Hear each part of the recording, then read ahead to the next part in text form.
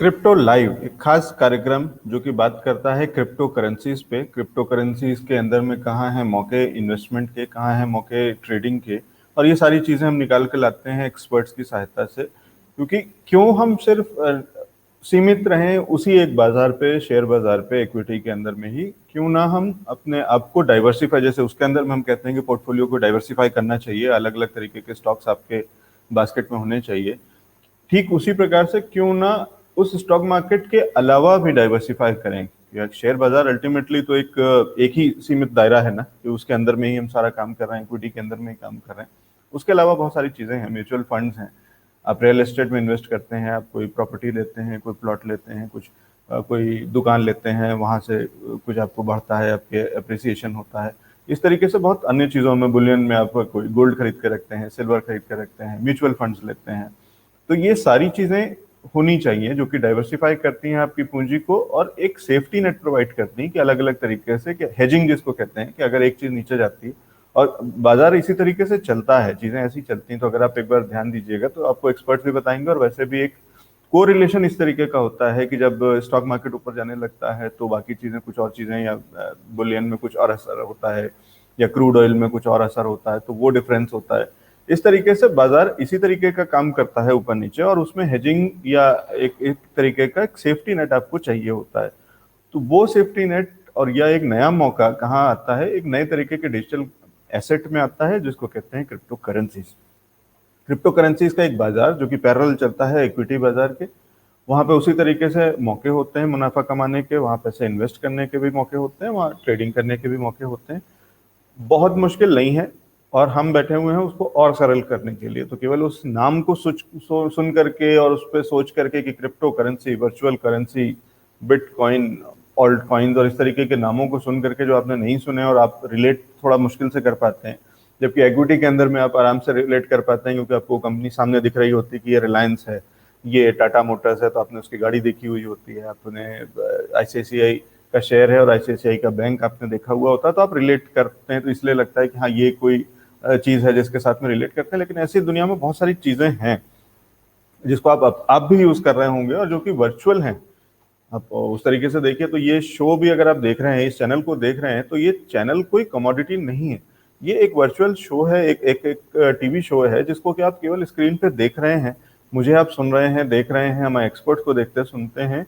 ये कोई टेंजिबल चीज नहीं है, आप हाथ में नहीं पकड़ सकते। उस तरीके से सोचिए, ये सोचिए कि जब आप वॉलेट्स को यूज करते हैं, मोबीक्विक, पेटीएम, इस तरीके के वॉलेट्स को यूज करते हैं, उसमें पैसे आप डालते हैं और उससे पेमेंट आप आगे कर देते हैं। कभी उस पैसे को आप हाथ में नहीं पकड़ पाते हैं, जरूरत नहीं होती है उसको नोट में कन्वर्ट करने की, एटीएम से जाने। तो ये एक तरीके का वर्चुअल तरीका होता है, डिजिटल करेंसीज को बोलते हैं। उसी का एक और शायद नेक्स्ट लेवल है जिसको कि कहते हैं क्रिप्टो करेंसी। लेकिन आप उसको करेंसी ना समझिए, एक एसेट क्लास समझ लीजिए।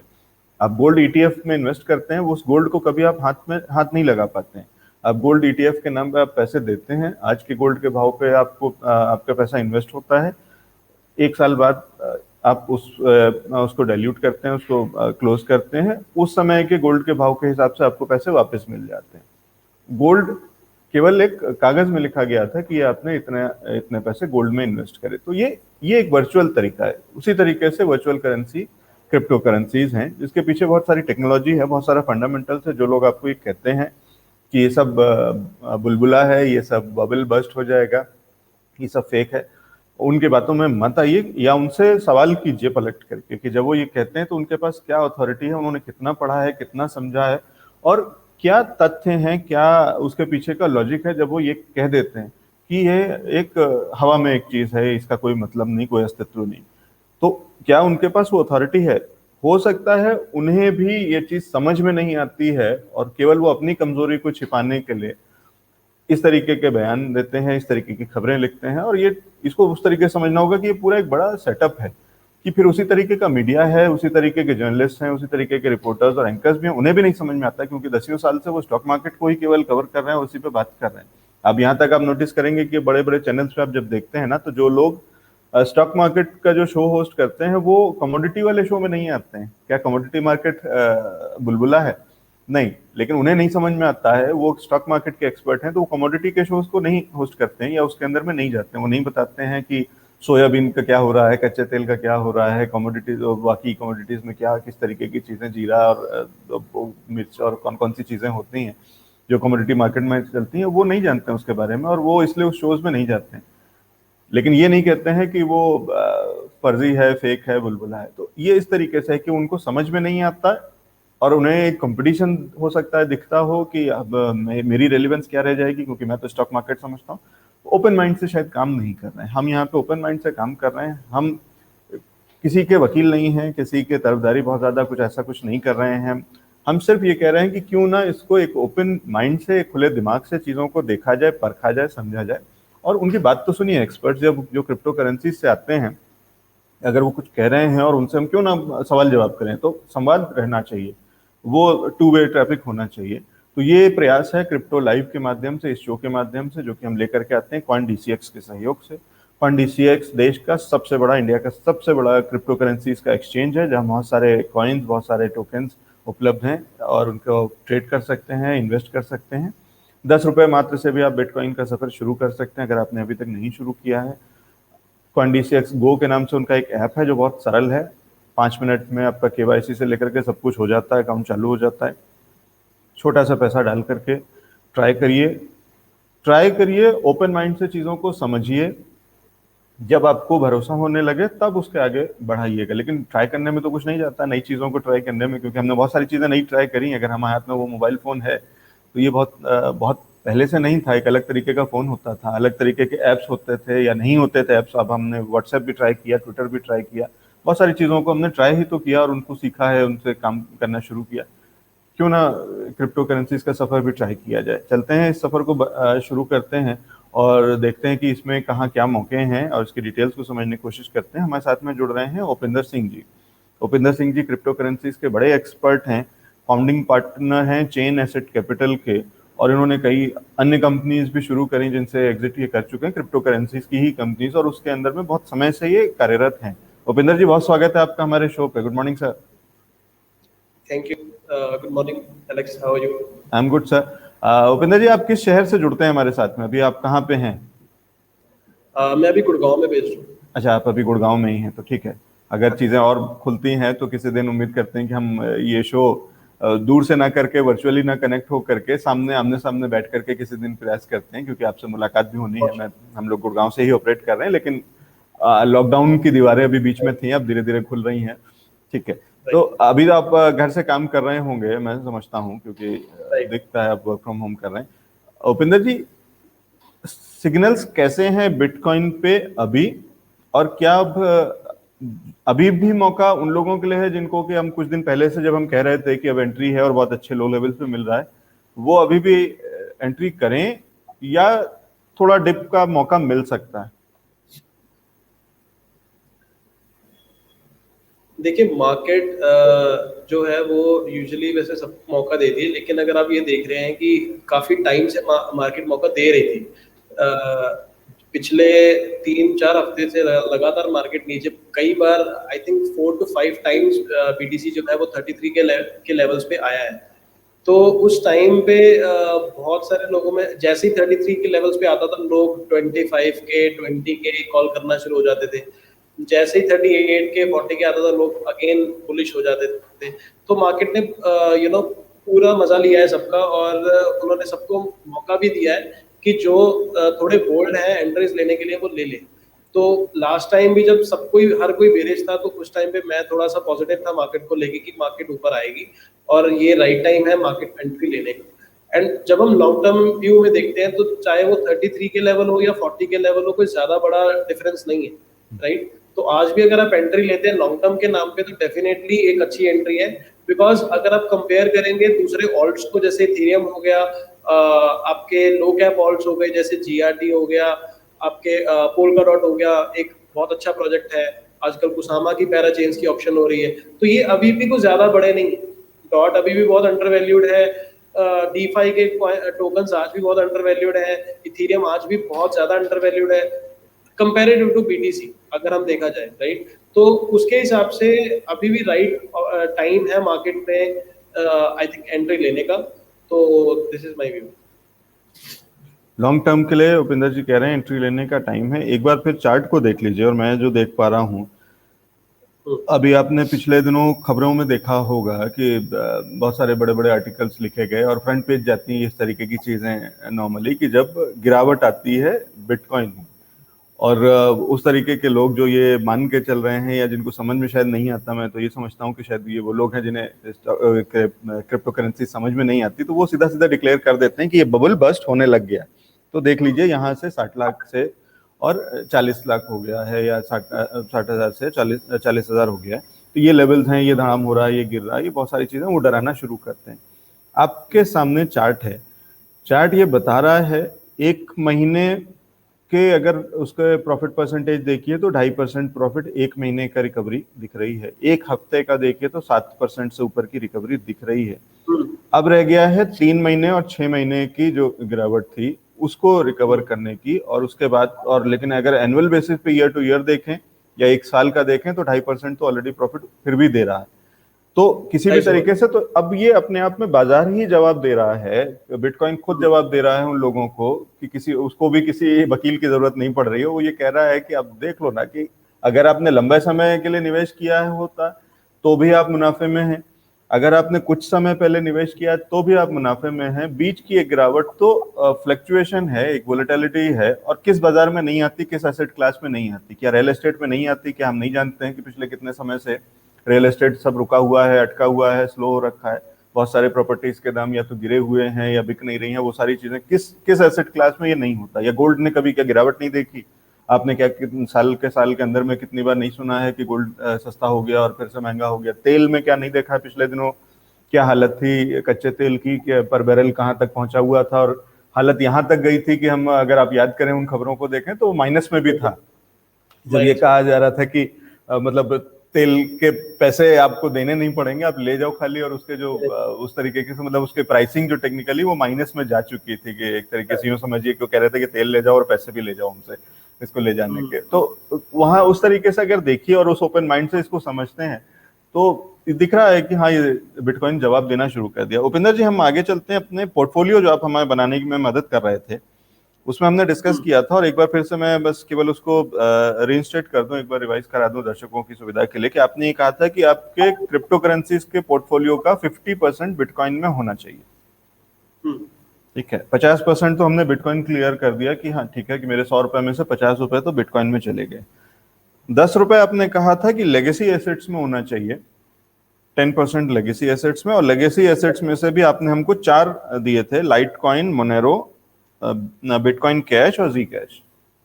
राइट, ठीक है। तो ये हो गया एक 10% ये और 50% बिटकॉइन, यानी 60% तो हमारा पोर्टफोलियो बन चुका है। 40% में आपने मेरे को 2 हिस्से में डिवाइड कराया था। आपने कहा था कि 40% में से 25% इंफ्रास्ट्रक्चर और 15% डीफाई। राइट, ठीक है। अब आज हम चाह रहे हैं कि आप हमको डीफाई में मदद करिए, कि डीफाई में अगर मैं जो 15% एलोकेट कर रहा हूं वो डीफाई के कौन कौन से कैंडिडेट्स हैं और उसमें कितना कितना हम डाल सकते हैं।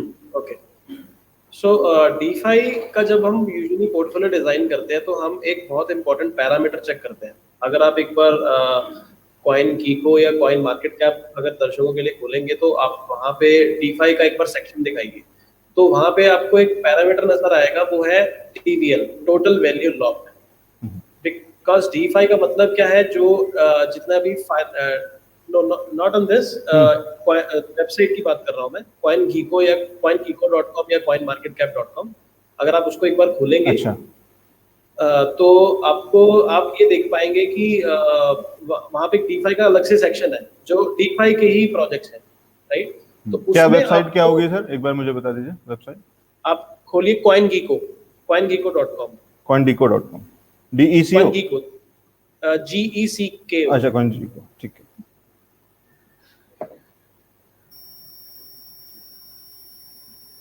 तो ये जो वेबसाइट है, यहाँ पे अगर आप एक बार डीफाई का सेक्शन देखेंगे तो आपको ये पता लगेगा कि डीफाई के कौन कौन से प्रोजेक्ट्स हैं।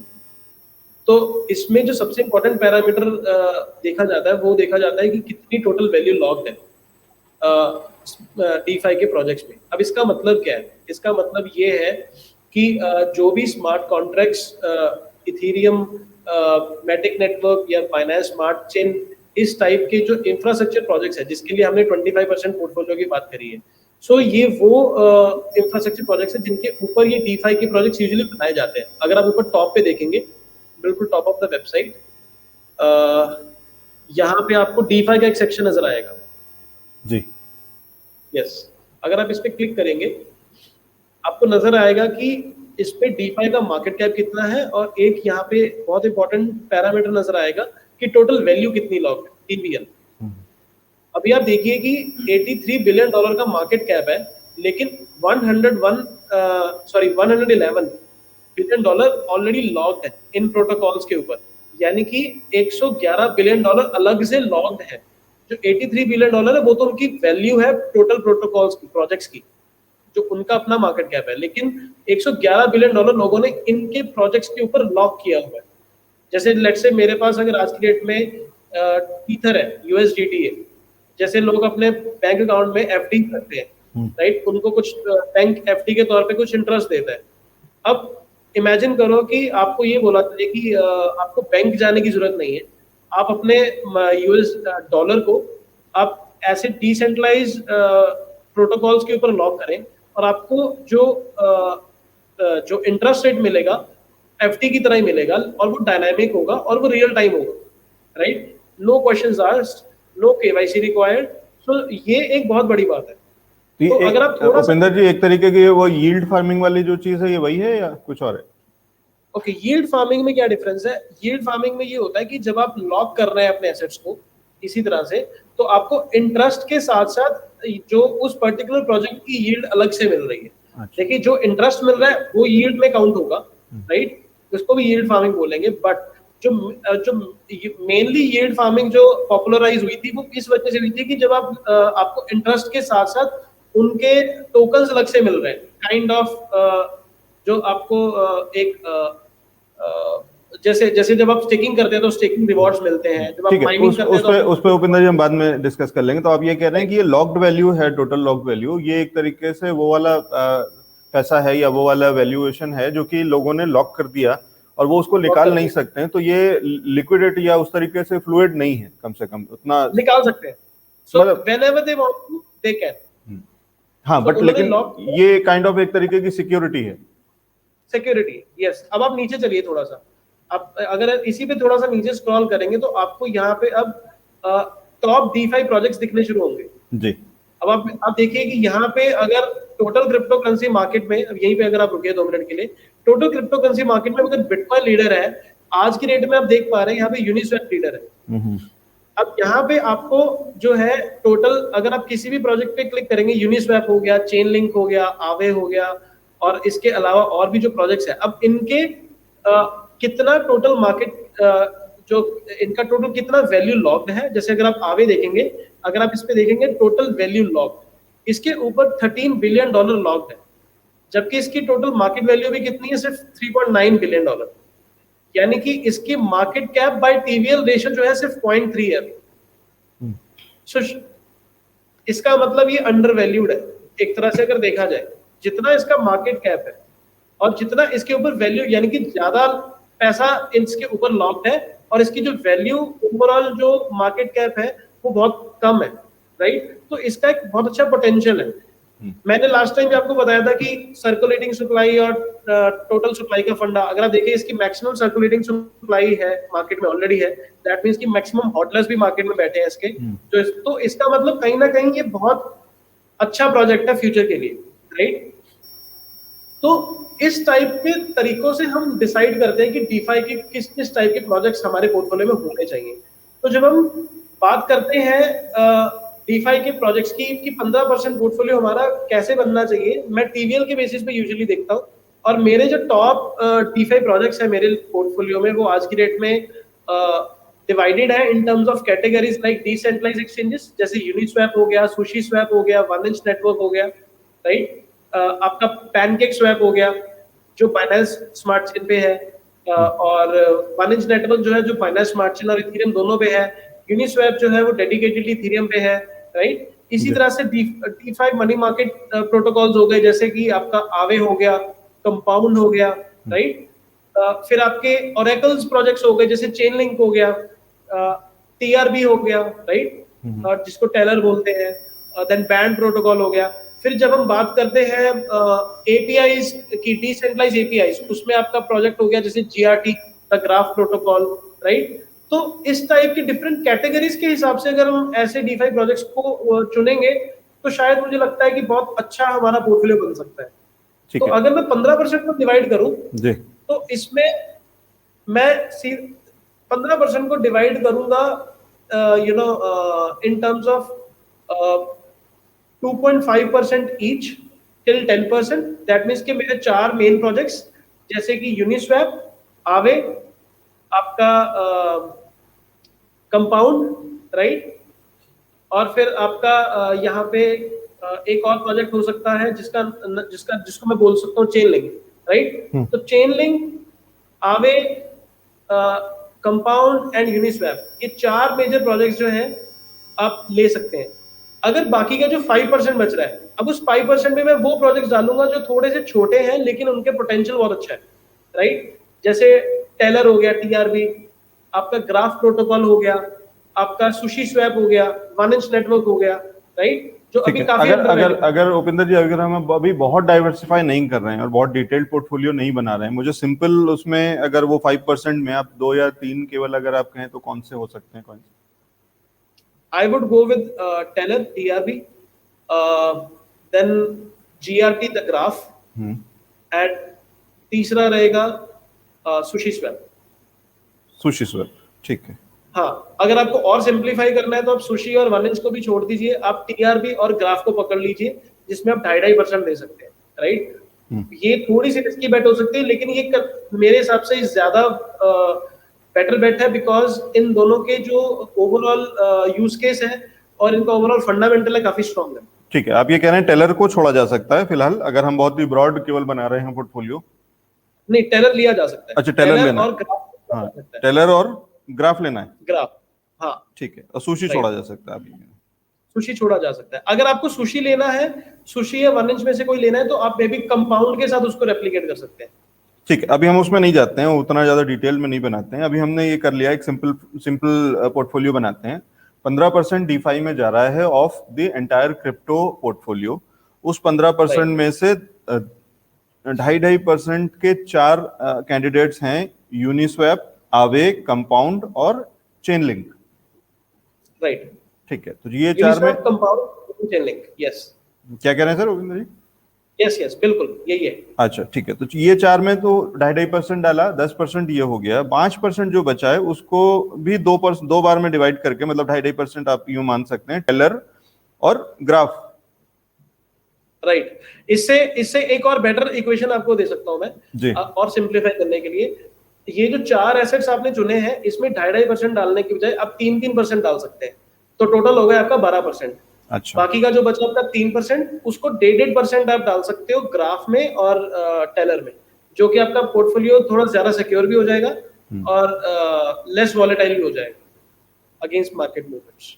ठीक है। तो आप ये कह रहे हैं कि फिर 1.5% टेलर और 1.5% ग्राफ, राइट। ठीक है। तो ये इंटरेस्टिंग है। हमारा एक पोर्शन जो को कि कहते हैं क्रिप्टो करेंसीज का 15% डीफाई में जाना चाहिए। डीफाई के प्रोजेक्ट्स को कैसे चेक करना है, उसके अंदर में क्या है, उसका एक तरीका हमें उपिंदर जी ने बता दिया है। कॉइन गिको में जाकर के, ये आपके सामने वेबसाइट है, इसके अंदर में जाकर के डीफाई का एक सेगमेंट है, वहां जाकर के आप उसका मार्केट कैप और उस तरीके की पूरी डिटेल्स देख सकते हैं। एक मेजर एलिमेंट जो हमें ध्यान में रखना है वो ये है कि उसमें से कितना लॉक्ड है और कितना अनलॉक्ड है। तो वो किसी भी कॉइन को देख करके पता चलता है कि इसकी इतनी बड़ी वैल्यू अगर लॉक्ड है तो मतलब उसका पोटेंशियल अभी बहुत बड़ा है उसको ग्रो करने का। उसकी वैल्यूएशन जो बाजार में होनी चाहिए वो अंडर वैल्यूड है एक तरीके से, और ये बढ़ सकता है या इसमें बढ़ने का स्कोप बहुत है। तो ये एक तरीका है स्पॉट करने का कि किस तरीके से उसमें चुने। सिंप्लीफाई करके उपिंदर जी ने आपको बता दिया कि 15% में से 3% के 4 ऑप्शंस, यूनिस्वैप, आवे, कंपाउंड और चेन लिंक, चारों में 3% एलोकेशन और 1.5% एलोकेशन टेलर और ग्राफ। ठीक कह रहा हूं सर? राइट, ये मेरा अपना सजेशन है, लाइक हाँ फाइनेंशियल एडवाइस नहीं है, हाँ हाँ ठीक they should do their due diligence पे। ठीक है ठीक है, ड्यू डिलिजेंस खुद करिए, उसका भी तरीका बताते चल रहे हैं उपिंदर जी कि किस तरीके से कौन कौन से प्लेटफॉर्म्स हैं और क्या चीज़ों को देखना है, वो भी एक तरीका आप खुद सीखिए। अर्निंग विद लर्निंग का हमारा जो मोटो है, आपका कोई फाइनेंशियल एडवाइजर है, आप खुद और किसी और से क्रॉस चेक करते हैं तो वो अच्छी रहेगा, और उसके बाद खुद उस पर लेकिन पढ़ाई करिए, थोड़ा सा सीखिए।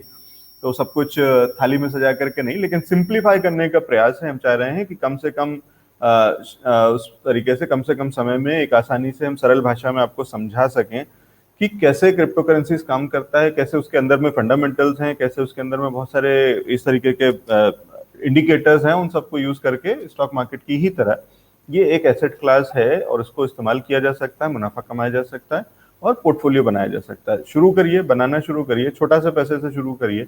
एक बार जब कॉन्फिडेंस गेन हो जाए, जब आपको लगने लगे, जब आप इसके अंदर में जाएंगे तो आपको दिखना शुरू होगा। उन अखबारों को पढ़ना बंद कर दीजिए या उन खबरों पर ध्यान देना बंद कर दीजिए जो ये कहती हैं कि ये बबल है या इस तरीके की चीजें हैं। खुद एनालाइज करिए, ये आप तय करिए, क्यों कोई आपके बिहाफ पे कोई जर्नलिस्ट, कोई एंकर, कोई और क्यों तय करे कि ये बबल है या नहीं है। आप तय करिए, अगर आपको लगता है कि बबल है तो ठीक है, बबल है, दूर रहिए। अगर आपको लगता है कि नहीं, इसके अंदर में ट्राई किया जा सकता है, क्या जाता है, सारी दुनिया कर रही है, कोई ऐसी चीज नहीं है, कोई चिटफंड या कोई छोटा सा आपके मोहल्ले का कोई ऐसा कोई स्कीम नहीं है कि आपको लगे कि ये पता नहीं कौन भाग जाएगा और क्या हो जाएगा। सारी दुनिया में अवेलेबल है, बहुत सारी चीजें हो रही हैं। थोड़ा पढ़ेंगे, थोड़ा जाएंगे डीप में तो आपको पता चलेगा कि कैसे आप बिटकॉइन से आप कॉफी भी खरीद सकते हैं, पिज्जा भी ऑर्डर कर सकते हैं, कार भी खरीद सकते हैं। ठीक है कि वो एक कंपनी है जो कभी कहती है कि खरीद सकते हैं, कभी नहीं, फिर कहती है कि खरीद सकते हैं, लेकिन इग्नोर नहीं कर सकते हैं। तो इसलिए रहिए, उसको शुरू करिए, ट्राई करिए, ऐसा ना हो कि आप चूक जाए। बहुत शुक्रिया उपिंदर जी हमारे साथ में जुड़ने के लिए और समय निकालने के लिए। Thank you so much sir. Most welcome. Thank you sir.